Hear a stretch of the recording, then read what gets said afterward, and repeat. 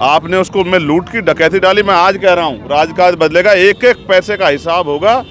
हमने किसी को ना नहीं किया बीजेपी को छोड़ के, क्योंकि वैचारिक विरोध है। जो राम के नाम पे लूट कर रहे हैं उनसे तो नहीं मिल सकते। ये जनता पे वोट ना होती तो ये बड़े बड़े कुर्ते वाले, बड़ी बड़ी गाड़ियों वाले मेरे गरीब परिवारों के घर नहीं आते। ये वोट का चक्कर है बाबू भाई। लेकिन इन्होंने तो पाइपलाइन लगा दी, रोज लेंगे रोज लूटेंगे। चंद्रशेखर जी, आज रायबरेली आना हुआ है। जिस तरह आपके आगमन के पहले ही जिस परिवार से आप मिलने जा रहे हैं, उस परिवार को भारतीय जनता पार्टी के जो एमएलए हैं उनके द्वारा उसको सहायता राशि दे दी गई। बताया गया कि मुकदमा वापस हो जाएगा। किस तरह से देख रहे हैं इसको आप? अच्छी बात है। अगर ये लोग पहले जाग जाते तो मुझे नहीं आना पड़ता। मेरे आने की घोषणा पे ही अगर ये जाग गए हैं और मेरे परिवार के पास पहुंच गए हैं और जो मुकदमे हुए उनको, झूठे मुकदमों को वापस लेने की बात कर रहे हैं और सहायता देने की बात कर रहे हैं, ये बहुत अच्छी बात है। लोकतंत्र में होना चाहिए। तो इस आधार पे तो मुझे हर उस जगह जाना चाहिए जहाँ अन्याय हो रहा है। तो कम से कम ये जागेंगे तो जो सत्ता में लोग बैठे। मैं तो अपने परिवार की इसलिए, क्योंकि जब मैंने उनसे बात की थी और मैं टिहरी था, दूसरे प्रदेश में लड़ रहा था जहाँ हत्या हुई थी केतन की, तो मुझे महसूस हुआ उनकी बातों से। उन्होंने मुझसे एक ही बात कही कि भैया जब तक आप नहीं आओगे न्याय नहीं मिलेगा। अब तो मैं जाऊंगा, उनको सुनूंगा, क्योंकि फ़ोन पे सुनने पे और सामने से देखने में बहुत फ़र्क होता है। और उनकी हालात का जायज़ा लूँगा। मैंने उस दिन भी अधिकारियों ने डिमांड्स की थी, आज भी मैं बात जाके रखूँगा। और फिर मैं अधिकारियों से भी, डीएम से भी, एसपी से, सबसे बात करूँगा।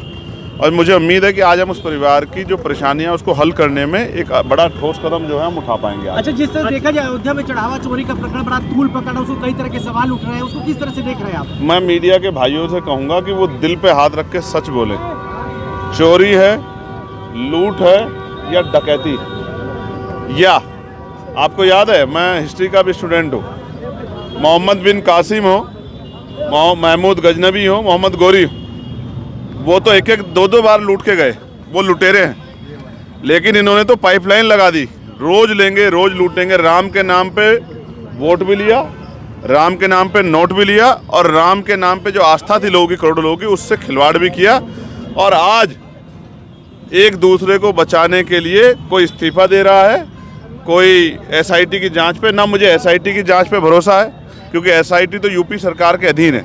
मैं चाहता हूं सुप्रीम कोर्ट के सिटिंग जस्टिस के निगरानी में, इवन चीफ जस्टिस की निगरानी में एक सीबीआई द्वारा फेयर इन्वेस्टिगेशन हो, और तब जाके इसमें ये पता लगेगा कि कितने करोड़ रुपए का घोटाला है। 10,000 करोड़ का है, 20,000 करोड़ का है। और बात पैसे की नहीं है। पैसा तो जिन्होंने खून पसीने से दिया है सहयोग, वो पैसा और भी दे देंगे। लेकिन वो पैसा दिया था किस काम के लिए और आपने किया क्या? आपने उसको में लूट की डकैती डाली। मैं आज कह रहा हूँ राजकाज बदलेगा, एक एक पैसे का हिसाब होगा।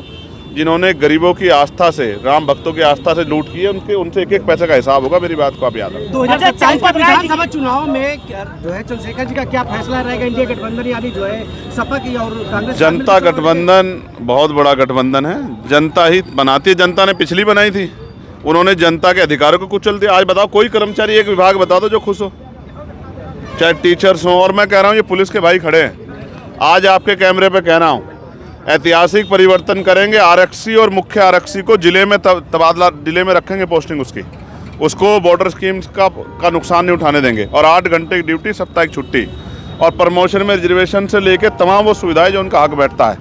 पुरानी पेंशन बहाल करेंगे और नौजवानों के लिए रोजगार, ग्रामीण क्षेत्रों में उद्योग धंधे लगा के, महिलाओं के लिए ग्रामीण क्षेत्रों में रोजगार, और कक्षा 1 से 12 तक की पढ़ाई मुफ्त, और शराब बंदी करेंगे। मैं आपको आज इस बात को आश्वस्त कर रहा हूं। आपकी पार्टी क्या जो है यूपी में चुनाव, पूरे यूपी में लड़ेगी, हर सभी जनपदों में? देखो मैं तो छोटा सा कार्यकर्ता हूं। जो पार्टी का आदेश होगा स्टेट की लीडरशिप का, हम लोग उसको पालन करेंगे। जैसे आप और मैं एक जैसे ही तो हैं भाई। ऊपर से कोई सवाल आता है तो उसका जवाब मांगते नेताओं से। तो जो पार्टी के ऊपर के नेताओं का आदेश होगा, कोर कमेटी का, स्टेट का, हम लोग उसका पालन करेंगे। हमारा जिला अध्यक्ष भी हमारा नेता है। गठबंधन की कोई बात चल रही किसी पार्टी से आपकी 2027 के लिए? हमने किसी को ना नहीं किया बीजेपी को छोड़ के, क्योंकि वैचारिक विरोध है। जो राम के नाम पे लूट कर रहे हैं उनसे तो नहीं मिल सकते। लेकिन मैं फिर आपसे कह रहा हूँ, ये जो तय करेगी कोर कमेटी तय करेगी। हम तो वर्कर हैं, जो पार्टी का आदेश होगा उसको आप बसपा को किस तरह देख रहे हैं? जिस तरह से देखा जाए चुनाव आ गया, फिर एक्टिव बसपा अच्छी बात। लोकतंत्र में सबको होना चाहिए, सबको लड़ना चाहिए। जैसे आप बताओ, आज आप नहीं कहोगे आज भाजपा भी तो एक्टिव है। मैं यहाँ आ रहा हूँ तो क्यों गए वहाँ? अब से पहले क्यों नहीं गए? क्या मेवालाल का परिवार चांद पे था? लेकिन आज उनको याद आई क्योंकि चंद्रशेखर आ रहा है, और क्योंकि ये सारा वो कहते हैं ना, एक डायलॉग है कि ये वोट का चक्कर है बाबू भाई।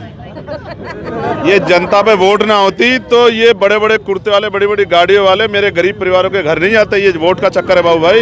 जिस तरह से जहाँ जा रहे हैं आप, मेवालाल जी के परिवार को आश्वासन दिया गया, लेकिन जबानी आश्वासन दिया गया, तो आप जाएंगे किस तरह समाज? नहीं, जो कुछ होगा लिखित में होगा, मेरी बात को आप याद रखना, वरना उठूंगा नहीं मैं वहाँ से, उठूंगा नहीं वहाँ से, वहीं बैठ जाऊंगा। अगर आज लिखित में स्वामी प्रसाद मौर्य आपसे मुलाकात करने गए रायबरेली के बड़ा, अगर मैं आज जल्दी पहुँच गया तो उनसे मिलने के लिए जाऊंगा घर पे, मुझे पता लगा उनकी तबीयत खराब, बस ठीक है।